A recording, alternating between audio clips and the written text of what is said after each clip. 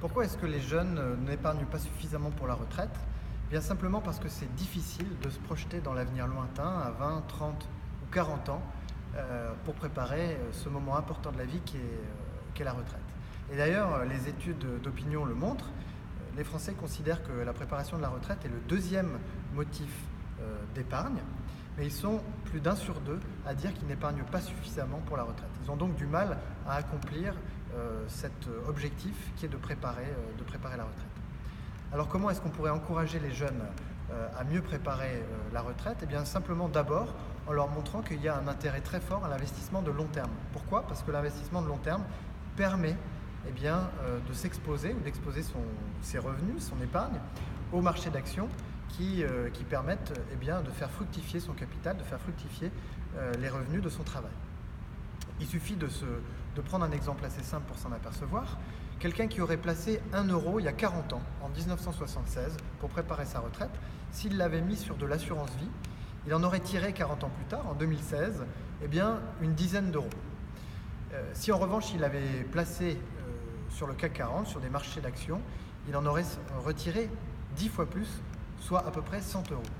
Donc on voit bien là qu'avec un investissement de long terme, on peut faire fructifier son capital et donc avoir les moyens de s'assurer contre les risques de vieillesse, de dépendance et améliorer son pouvoir d'achat au moment du départ en retraite.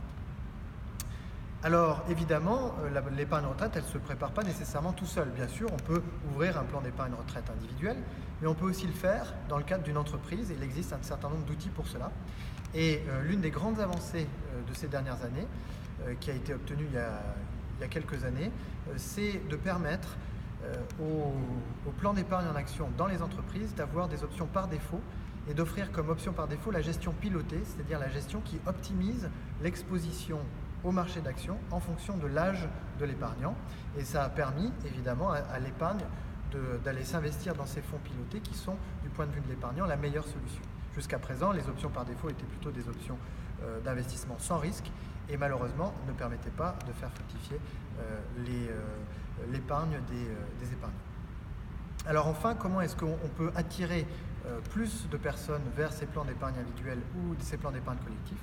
Eh bien, c'est en uniformisant, en simplifiant et en rassemblant les produits d'épargne retraite en un système commun qui puisse être utilisé selon qu'on est salarié ou indépendant, que l'on puisse emmener tout au cours de sa vie, tout au long de sa vie, quel que soit le statut que l'on a, et puis que l'on puisse aussi emmener avec soi quand on va dans un autre pays de l'Union européenne, par exemple.